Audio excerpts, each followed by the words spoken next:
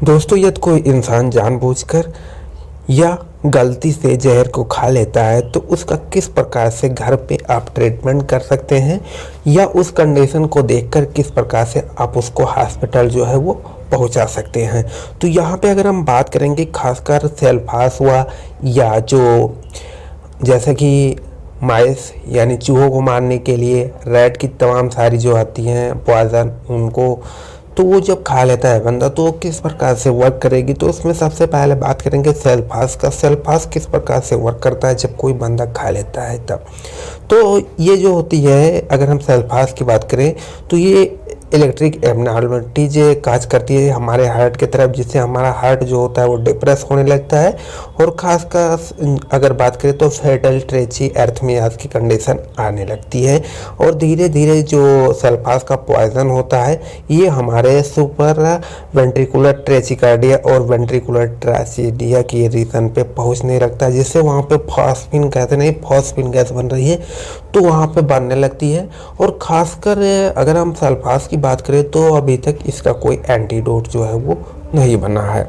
अगर हम बात करें जब कोई बंदा सल्फास ले लेता है तो उसमें क्या क्या साइन सिम्टम्स अपीयर होते हैं, तो सबसे पहला जो अगर बात करें तो जो डोमिनेंट क्लिनिकल फीचर्स होते हैं जैसे कि सीवियर हाइपोटेंशन, एकाएक उसका ब्लड स्तर जो है वो लो हो सकता है।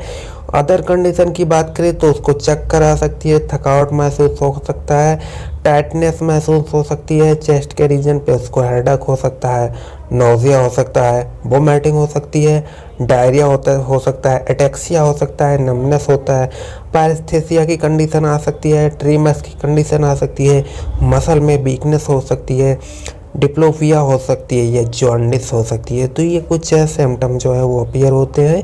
अगर हम बात करें खासकर इसके जो मेनली ट्रीटमेंट किस प्रकार से आप होम पे कर सकते हैं, तो सबसे पहले अगर कोई इसी बंदे ने सल्फास खा ली है तो उसके मुंह के अंदर जो है वो आप उंगली कर सकते हैं जिससे उसको वोमिटिंग होता है, या तो आप उसको होम रेमेडी के तौर पे पानी एक गिलास ले ले, उसमें 4-5 चम्मच जो है वो नमक डाल दें और उसको घोल बना के उस पेशेंट को पिलाना चाहिए, जिससे उसके स्टमक के अंदर जो जहर गया है वो धीरे धीरे वोमिटिंग के माध्यम से निकल जाएगा।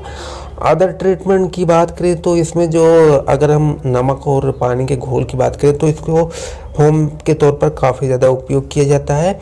वहीं अगर हम बात करें तो कुछ मेडिसिन जैसे कि एक्टिवेटेड चारकोल जो कि जहर को एब्जॉर्ब कर लेती है, जिससे जो पॉइजन होता है वो हमारी बॉडी में नहीं फैलता, इसको हॉस्पिटलाइज यूज़ पे काफ़ी ज़्यादा उपयोग की जाती है।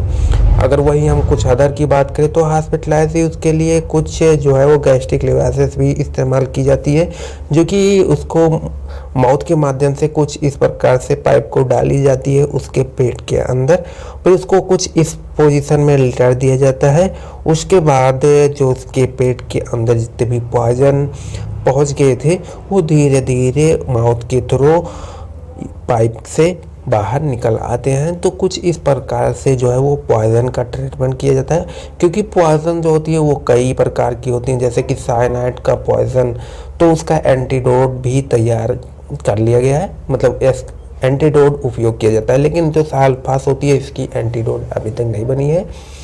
और ज़्यादातर कुछ इसी तरह से जो है अगर किसी ने जहर खा लिया है तो उसका ट्रीटमेंट किया जाता है। तो यहाँ पे अगर हम बात करें तो कई तरीके से ट्रीटमेंट की जाती है गैस्ट्रिक लिवासिस, जो कि काफ़ी अच्छी मानी जाती है और ये खासकर हॉस्पिटल में उपयोग की जाती है। आई होप दोस्तों ये जानकारी आप लोगों को अच्छी लगी हो। अगर ये जानकारी आप लोगों को अच्छी लगी हो तो आप हमारे चैनल को फटाफट सब्सक्राइब कर लीजिए। अगर ऐसी वीडियो और चाहिए तो हमें कमेंट करके ज़रूर बताएं। थैंक यू दोस्तों।